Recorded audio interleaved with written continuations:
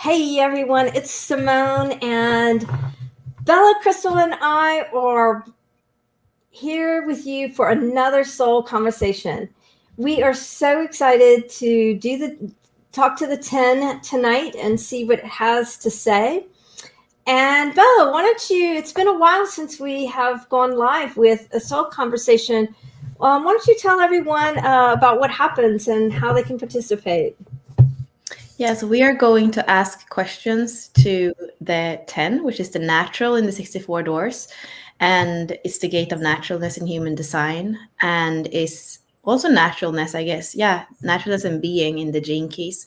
So Simone is going to use her skills to bring through from this hexagram what the highest essence is. And then we get to ask questions. If you are on live, you get to ask your questions in the chat and we'll bring them up and have you interact with us. That's always Simone's preferred way of actually having an interaction around the archetypes.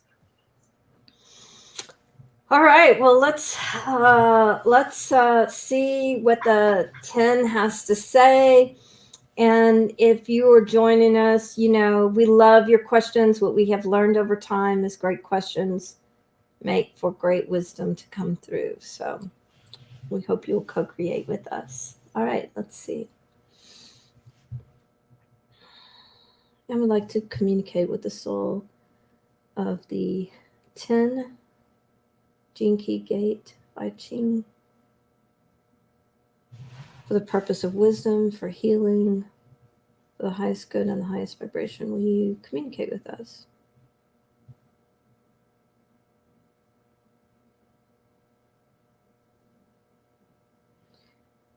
So the first thing I saw was the words Mad Hatter.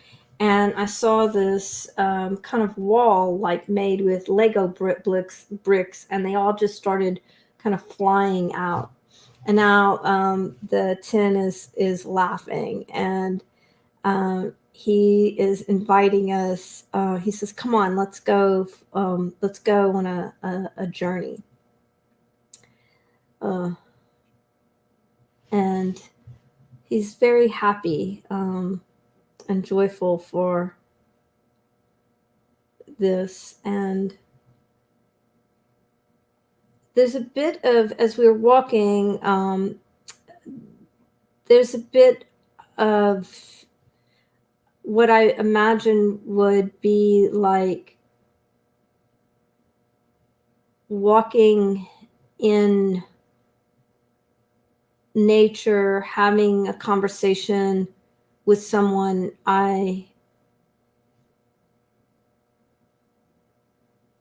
is just so easy. Everything about what I'm experiencing in my body is really, really easy.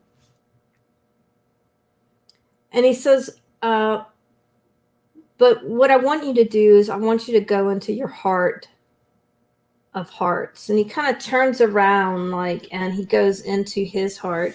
And I feel like he's inviting us. It's an invitation for us to go into our hearts. And so it's almost like we're starting again and starting from our heart. And he says, now what do you feel as we begin, as we are here together? He doesn't really want us to be moving. He just wants us to be in the stillness as we are here. And I'm saying to him, what I feel is complete presence. And he's just kind of nodding, and I'm asking him what he feels. And he says, I feel all of it. I feel all of you. I feel all of everyone who is here with you.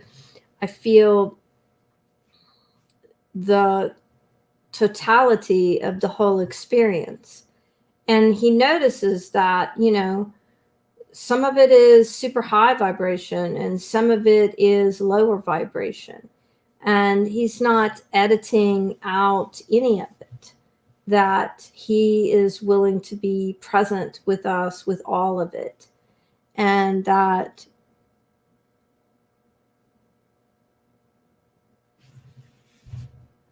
that's kind of the truth of it, that the whole bandwidth is included in our experience. And, and it's natural for us to have highs and lows, to be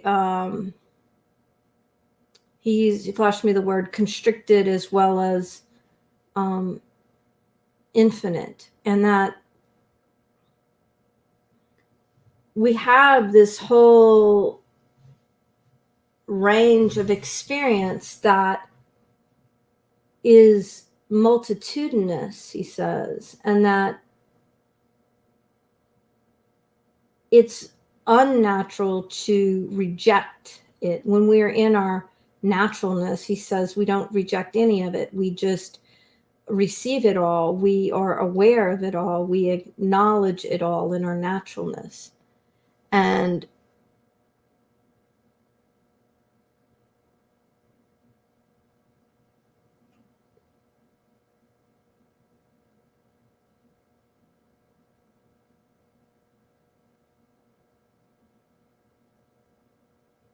he's showing me a little process. He said, I want you to go into your heart.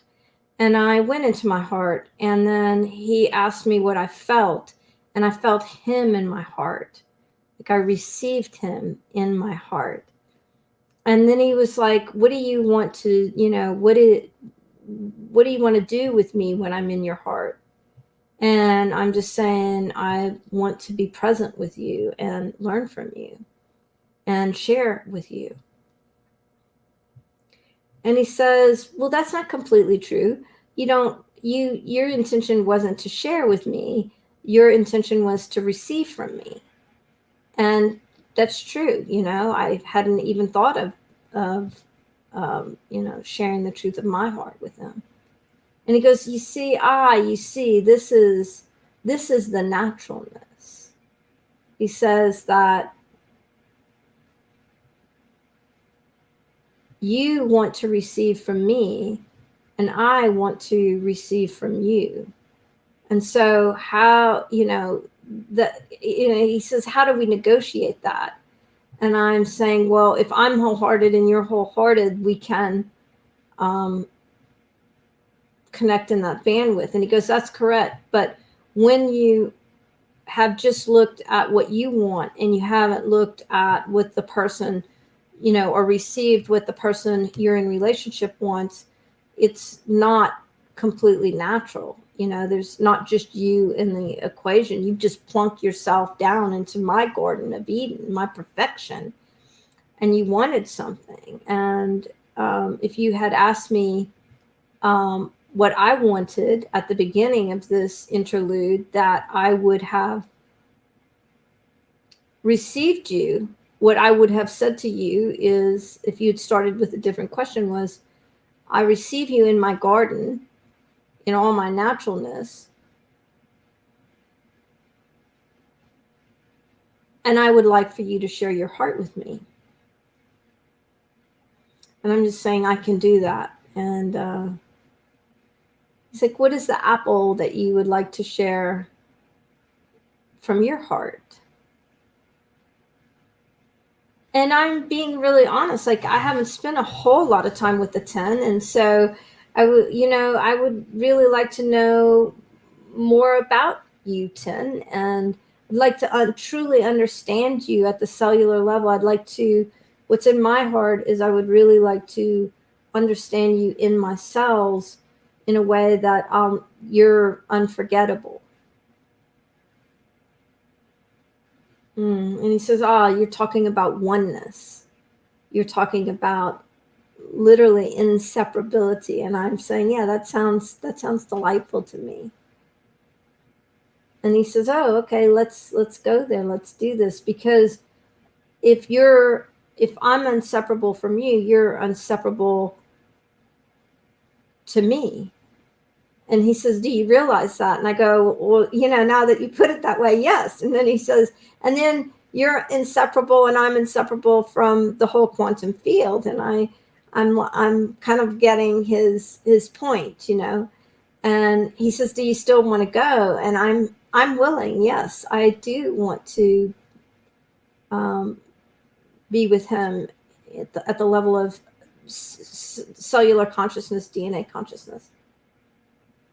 And he says, what does it feel like? And I'm saying to him that what I'm experiencing is openness. And he says, ah. And he says, what do you mean by openness? And I'm saying to him,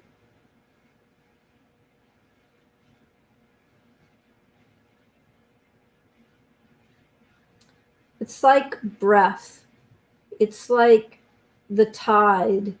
It's the giving and receiving in such a way. And, like breath is, we don't, in its naturalness, it just occurs. I mean, certainly we can choose to exhale and inhale in a particular way, but the basics of breath happen. And that's what it feels like to me. That openness feels like breath, or the water flowing in and out with the tide. And he says, notice how there's no, in its naturalness, there's no restriction. There's no siphoning off of the water or limiting the breath. It simply happens. And there's what he showed me was there was a naturalness to the flow, to the rise and to the fall, to the in and to the out. And he's asking, where do you think that flow can take you? And I'm saying, I never thought about that. Where can the breath take me? Where can the tide, the flow of the tide take me? And when I go into my own body is into myself. It can take me more into myself. And he says, that's it exactly. And then as I'm going into myself, I'm in the, in a sense, fractal consciousness of my own soul. And he says, and what do you feel there? And what I'm saying to him is that I feel the interconnectedness and the interrelatedness of everything and everyone. And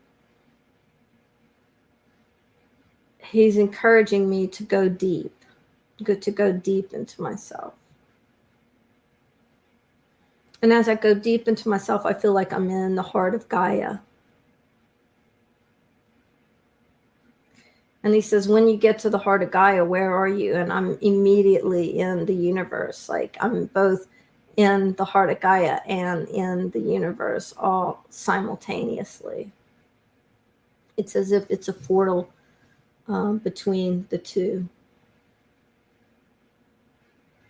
And then he said, well, now where do you want to go? And I said, back into my heart. And he's like, exactly. And that's the breath.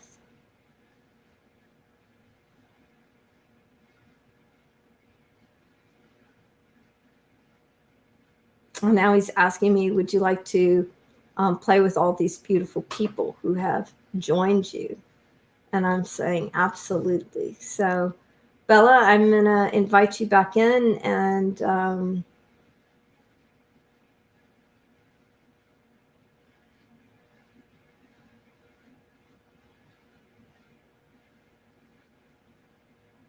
there she is. Hey there. Hi, I was thrown out and my internet is apparently unstable. So if I go black again, it's because of that. No worries. So he's like, share with her with him. So the 10 was really interesting. He actually spoke to me about intention and, why were we in this conversation? And, I said to him that, I wanted to receive him. I wanted to learn from him. And he said, but you didn't ask me what my intention was at the beginning. And I was like, oh, okay. And so, he wanted to be with me in wholeheartedness, in this relationship of wholeheartedness. And then he, we talked about what that felt like. And for me, it felt like breath, like the naturalness of breath or the tide. And then he asked me where that flowed. And when I really paid attention, it took me into my body.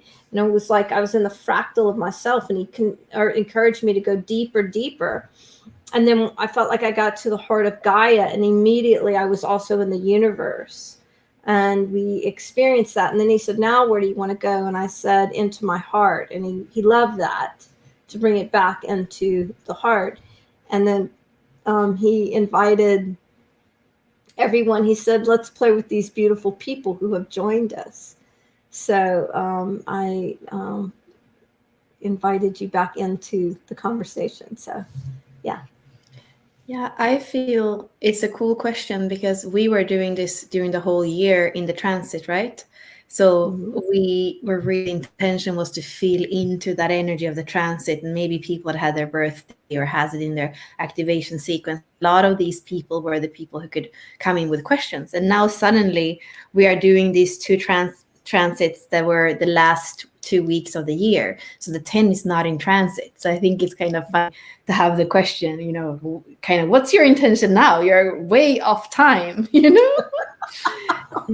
And the other thing I feel is really interesting is that, we say the ego center, we call it ego center, heart center, will center. And often I don't call it heart center because I think it's a little bit confusing, because for me, the G is the heart. The G is the yellow center, the diamond of the self. So it's about identity, it's about direction, and it's also about love. So for me, that kind of feels like the heart, the very center of the chart. And sometimes, I mean, often I say, if somebody says the heart center for the ego, that is the heart muscle, that kind of willpower that's going to continue. It's the heart muscle that wants to continue kind of, how do you say, like, beating. And if there is a person or a big bear that meets another bear in the forest, like, you kind of don't think, oh, am I worthy enough, or what's my, like, you kind of just fight because that heart muscle wants to continue beating. And what I really feel with the G center, where the 10 is, this is the love of the self. So of course it's going to want to go to the heart. Of course it's going to want to go to the G center. It's what I feel like it's pointing us back from every other center, from everywhere we are in the chart. It's kind of really just pointing us back to that G center, to that diamond of self. And like it's so much about self-love. It's like, how do you behave on an everyday basis in order to feel good, in order to feel, kind of create more of whatever is reflected to you that come back as self-love. And maybe maybe we just have to be natural and follow in every moment what feels natural in order to have that reflected back to us. Maybe it is that simple, and maybe that's the question for the 10, on an everyday basis, how to tune into this energy and have it help us to come back to that self, that direction, that love that we have in this very center of our hearts. And he says that's it. And then when we're in relationship, to be honest, to be transparent about why we're in that relationship, and what we want, what our come from is, what our motivation is. And when we can be honest with the other about why we're showing up with them, we're really choosing to be in the heart of ourselves and to be honest with ourselves, and that transparency of consciousness. He says, that's why I asked you what you wanted. That's, you were choosing to be in relationship with me, and I wanted to be in the naturalness of it with you. He's saying, I didn't want you following me around and listening and just taking in. That's not fulfilling to me. That what's fulfilling is that if you want a relationship with me, to be in relationship with me, to claim what you want. He said, you could have said anything to me. Anything. And I would have received that from you. Because what I was asking you about is the truth of who you are in relationship with me. And he says, that's what I really want from you, is the transparency of consciousness, the truth. Why do you want to be with me, play with me, engage with me? Why do you want to activate me in your cells? You know, Simone, this is so interesting. It made me think of a conversation I had this week about the feminine, the masculine, and how sometimes in the mature state in relationships, I feel it creates problems. And I have a lot of women that, come and it's about intimacy usually, but intimacy and relationships always go hand in hand, right? And the women say, like, well, I told him from the beginning what I need. Like, this is what I need. And it's like, and then I feel many times it's so over focused. Like, I think that I'm going to thrive in relationships because now I know to ask what I need. And then I have men say, I told her, I'm going to mute you in the meantime. Or, yeah, just mute maybe because I hear a little bit of like echo. So men come to me and say, well, I told her in the beginning about when we were dating or what I want. I told her I want this, I don't want this. I was really clear. So women come and say, this is what I need. And men says, this is what I want, this is what I don't want. And actually they come to me because it's apparently not working. It doesn't, just stating what you want or what you need, it's not really the thing. And I feel like the 10 is speaking to that. When you bring it back to intention, that really kind of clicks for me. And that goes into also the open ego center and the open head and ajna, because open ajna never really know what they want. They're not certain. They can shift all the time. And then the emotional wave doesn't know actually, because it goes through the waves. And the open ego is not here to promise anything. It's here to kind of life as it is, which is much about the 10 and the natural. So to come to a relationship with my intention here in this co-creation with you is to deepen the way we know each other. My intention is to date you, see you once a week. My intention in this relationship is to honor myself with not like kind of completely outsourcing my life to you. Instead of saying, I need this, like, my intention here is to respect myself in this way. So if we can come to a relationship with, or even if it's just a relationship, I say, is from the moment we start knowing somebody. It doesn't have to be an official, formal relationship. If we can come with that intention, then it's so valuable. But to not be so fixed about, oh, what went wrong in other relationship was that I didn't get what I need, or that I told her what I wanted, but then she made something else of it.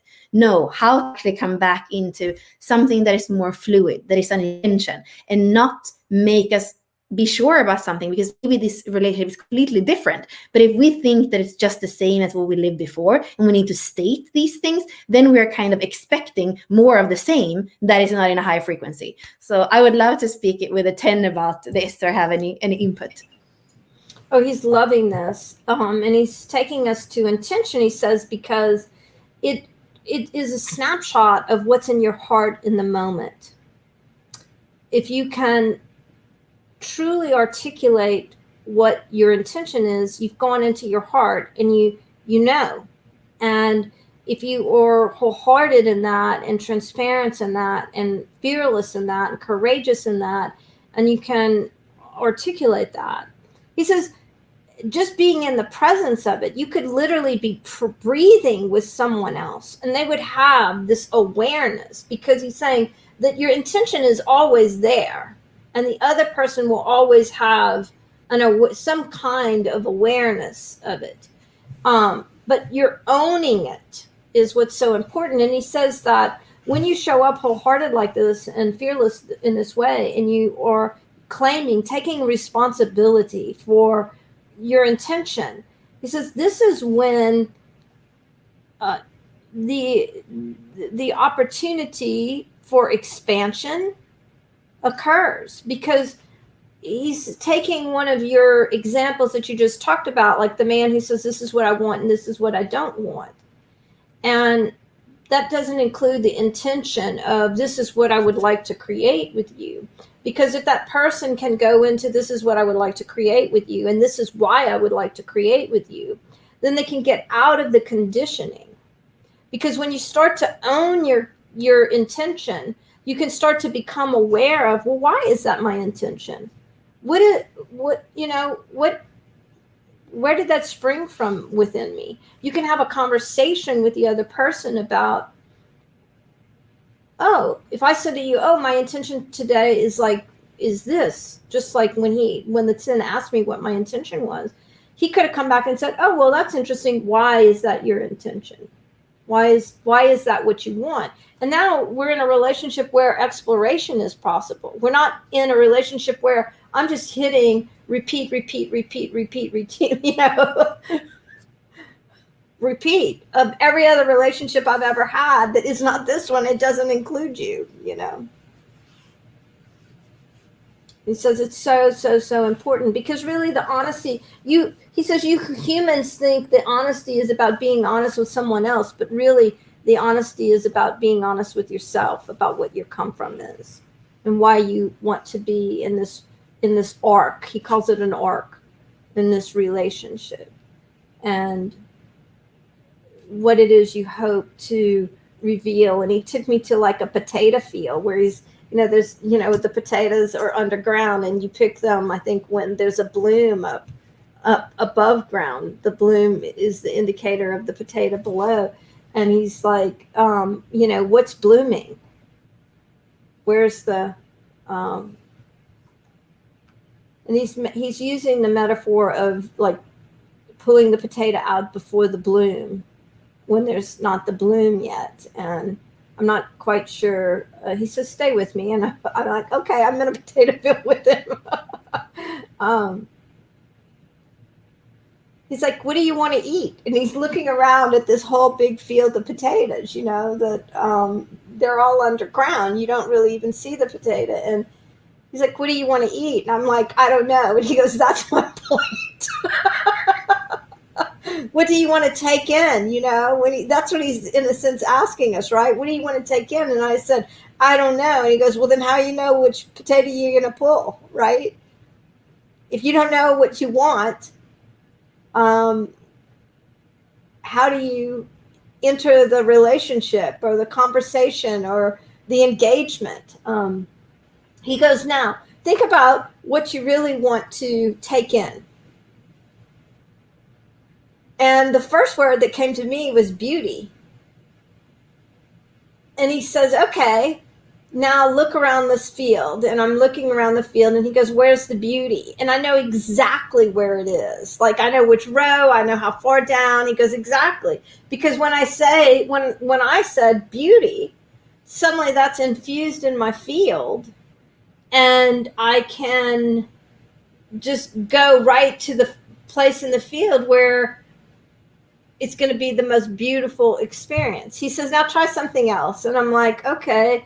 The word desire popped up.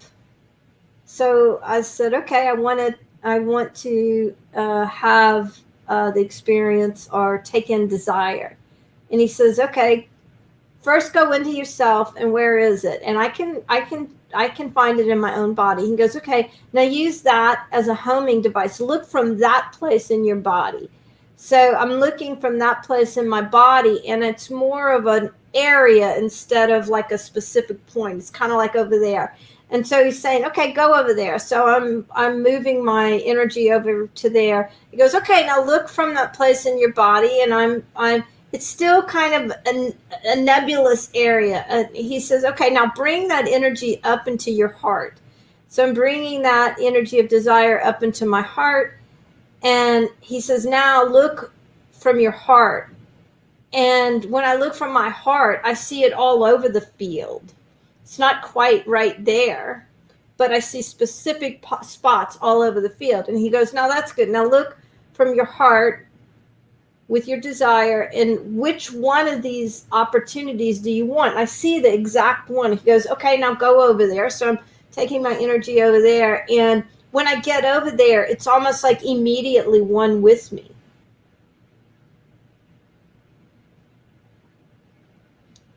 And I'm interested in this. I mean, this is fascinating to me that he's teaching us how. You know, like he's given us options. Like this is really pragmatic. And if you know me, you know I love the pragmatics of soul being embodied. And I want to ask him what his intention was in teaching us this. And he's like, your soul is embodied, whether you recognize it or not. Whether you are wholehearted in that or not. It's just a matter of whether it feels kind of natural. Does it feel natural to embody your soul? And I'm saying, yes, for me, it does feel natural now. I've worked at it. He goes, that's right.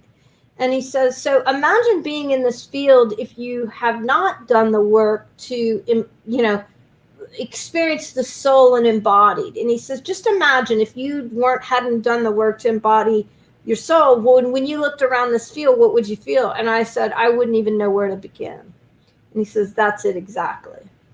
It would just be kind of a random digging up of potatoes. So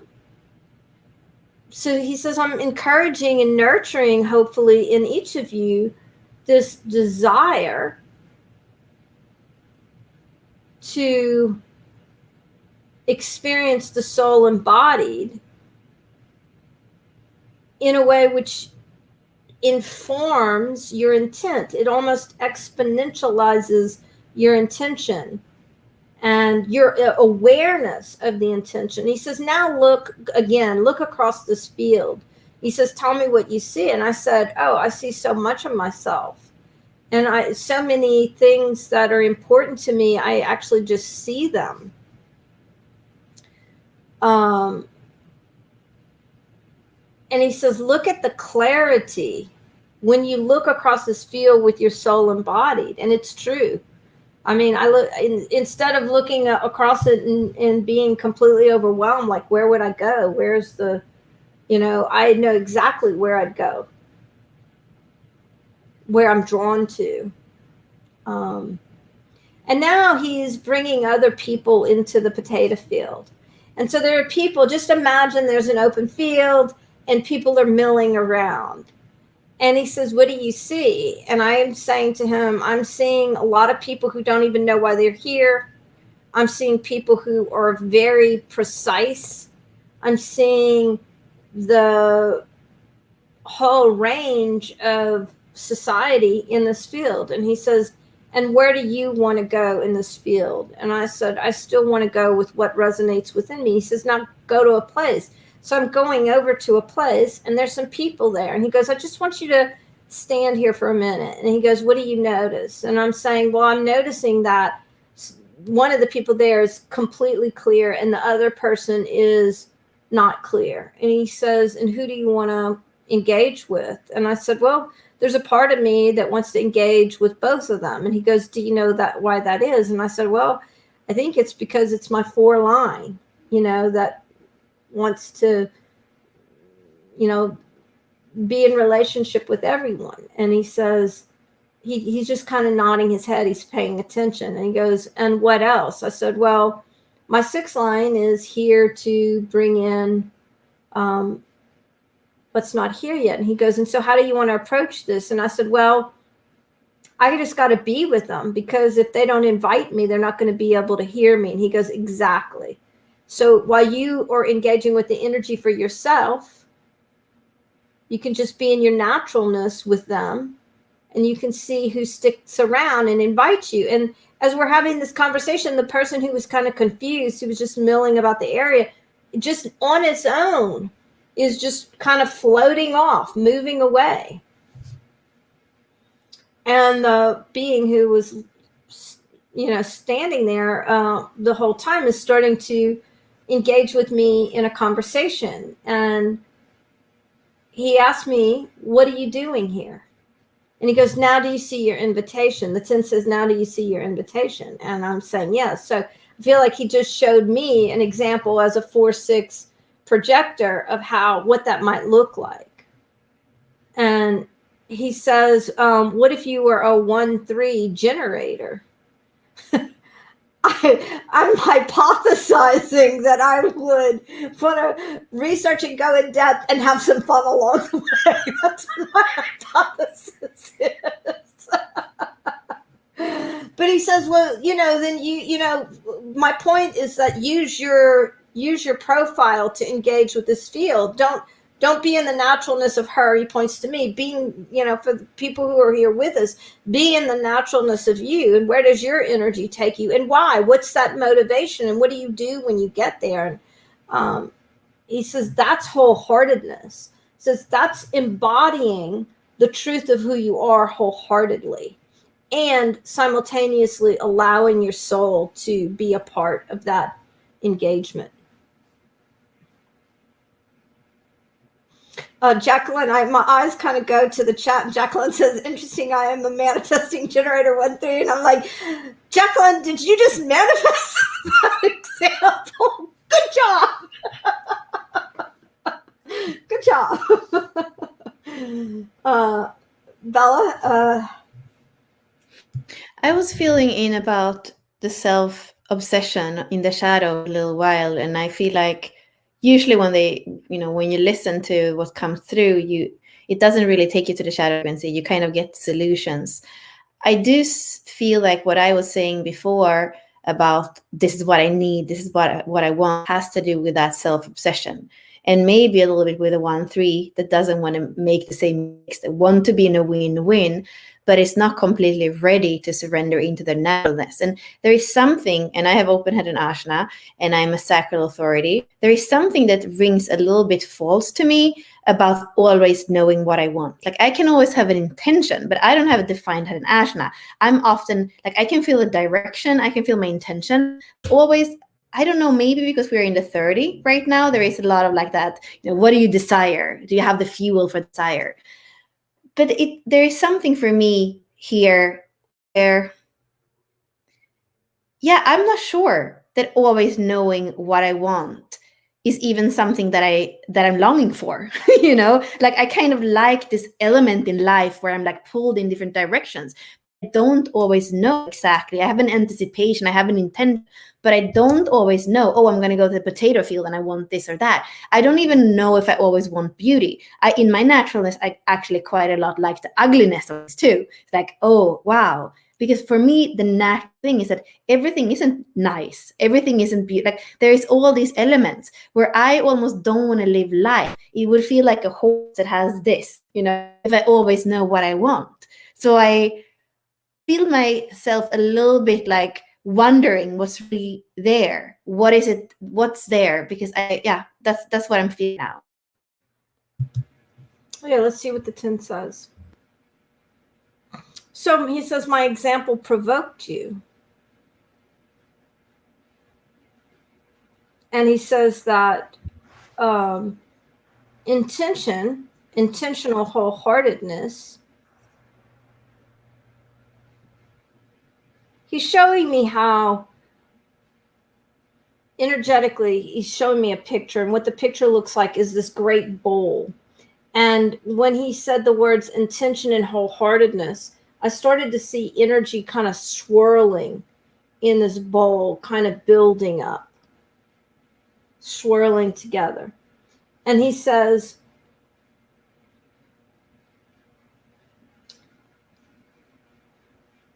when you're in the experience of wholehearted intention, there is a desire. There is he says you can phrase it how you want.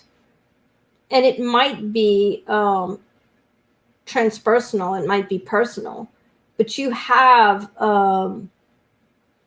in your intention, there's a reason why you have that intention. There's a motivation. And it could be a conditioned response or, motivation. It could be a natural motivation. And he says, you're not wrong to question. He says, that's the naturalness of you. That's your wholehearted showing up here. He says, even though I used an example for this one, and he points at me, he says, that example doesn't exclude you. It may provoke you, but then again, that would be you being in the naturalness of you in this experience, in this relationship of desiring an experience that's both personal and transpersonal. And he says that he can give you that experience if that's what your intention is.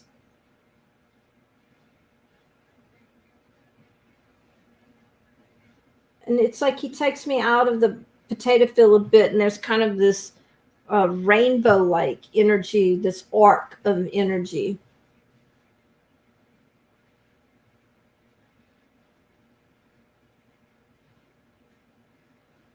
And then he kind of looked at you, Bella, and he was like, "Where would you like to proceed?" And it's almost like he has this kind of knowing that you're going to uh, go on this journey that um, spans, um, goes over. And I feel like when my energy is in that energy of this kind of bridge like energy, that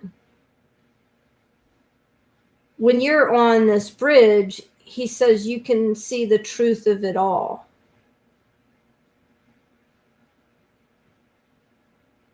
Hmm. And he says that would be more in line with your intention to see, experience, know the Yeah, truth of it all. my life's work is a second G, so it's about embracing everything and kind of not having expectations, but just surrendering and embracing whatever comes. I have open head and ashna, so for an open ego center. So I don't have consistent willpower. So for me, kind of going around saying I want this or I want that, it's more like for me, it's more about, of course, the second G is about receiving. It's a constant receiving of life. And then there's always a tracking because I'm a 4-6, so 6 is still tracking failure and trial and error. So it be also continuous adjustment. Okay, this didn't feel like self-love. Okay, let me come back into center. But not so. That's for me a quite masculine way of saying, okay, this is what I want, or a defined Harinashna. This is exactly the way that I process life, I see life. But for me, it feels as a journey that I'm welcoming in every moment. And as I feel slightly like my body's in unease, my vocation, my core wound, like it's a continuous, like you can, it's a continuous leaning into the center. And my body tells me, you will see, I listen, and I'm like really listening. My body is gonna say yes. I don't say that's what I want to hear with my ajna. It's much more my body, sacral generator, leaning in. So yeah, and But in no there's way a I'm saying truth there. There's a truth there, he says. There's a truth of what you want. It's just a different vibration. But there, when you expressed it, he goes, "That's what you want." You were talking. He goes, "That's what she wants. That's what she wants." That's, you may not want an iPhone or this or that, but what you want is for the experience to be where you lean in. He says there are just there you want something in that. Your intention is that. It may be and I feel different. like, yeah, and that's why this is in a way kind of, it's important to take this conversation from the gift frequency, because it could be taken from the low frequency, and then it's going to be women that go into relationship, I need this or I need that, or man saying I want this, I want that kind of keeps you in the shadow frequency. So it's important here to listen to the intention and to listen to something that look different. If you have open head and ashna, if you're a 1-3 manifesting generator, like it's going to look different depending on your design. It's like you're moving different in the world depending on your, we know that already with all right, like going to look different. And that's what I feel somehow the 10 is saying to me in a funny way. Your naturalness is your natural, and it's super unique. Here we have the love of the self, and yourself gonna be very different from somebody else's self. Probably the 10 is gonna ask each person very different questions. Indeed. Hmm. Mhm. Indeed. But he says in all of what you said, there was an intention and there was a desire. Yeah, and for me, not a fixed this or I want that. I can tell you about my vision. I can tell you about my direction, but I'm a 4-6, so it's not really. It's kind of vast, right? Mm-hmm. So that's why it was important for me to kind of, in a way, display another way of that. In a way, the third is the desire that I guess that we are. What do you want to experience? Yeah, and he showed, the shamanic part of my work is when I get a picture from my own life. And so this is the picture. So he's showing me a vision board that I created. And it was kind of like the last time I did a vision boarding, because I had been doing this with a dear, dear friend of mine. And we even started doing workshops with people where we would, at the beginning of the year, do this vision boarding. And every year I would have this one image that was an image that I felt like captured, I want to be my highest vibration. That's what I wanted. And so I would have this one image, and I would be doing it with this friend of mine who I adore, and her board would be full of all these different images. And all I could do was put, the image that captured what I wanted, which was to be my highest vibration. And she had all of these desires and wants, and like I would look at my little vision board, her vision board. They were so different, right? And every now and then I would say to her, I wish I could, I wish I had that desire to manifest all these things that you do. But I know the truth of this. I know that this is what I truly desire, is to be my highest vibration in every moment. And we've laughed about it. And that's what the 10 brings, to this conversation, is that, when I receive myself, it's not that I want a vision board with 100 things on it or 5 things on it. I just want the one thing, to be my highest vibration. And that's an underlying intention for, what I choose in my world, right? And when I can be honest with that with people, then they know where I'm coming from. He says that your desire is underneath that desire, that intention is underneath every choice you make, every decision you make, every relationship you go into. And the more wholehearted and fully that you embrace it, the more it's not like, he shows me pictures of different relationships where people are really together and all in love, and in relationships where things break apart. And it's not so much about whether there's no conflict or ease, there's total ease, there's conflict. It's not about that. It's just that when you're in your wholeheartedness, the relationship you enter will give you, it will be the manifestation of everything you want to learn and what your intention is, no matter what that ends up looking like. Mm. Yeah, and I feel naturalness for all of us, if we would go back to design, it would be to live your life's work and your purpose. And you see that those are two very different energies. It's going to be different lines for all of us, and it's going to be different gene keys for all of us. So that's why it's so good to not say your personality sun. Even when you're a 4-1, it juxtaposes like a fixed fate design. You are still going to have, we say in human design, it's all about that gate in the personality sun. I think it's super important to always look at the purpose, your design earth. So in order for you to see how does my naturalness in the world, you look at those places, and you see 2 different lines, you see 2 different gene keys, and some beautiful storytelling around that has to do with how does your naturalness look in the world. And when you can receive yourself, when you can receive the truth of yourself, whether you realize, oh, I'm conditioned here, or whether, oh, this is a purity of consciousness and uncorrupted, unconditioned, doesn't matter. When you can receive yourself and the truth of where you are in each moment, that's when you can truly show up with the wholehearted purity of consciousness intention. And that's, that's when the pictures kind of go from flat to quantum. He took me from here to like everywhere.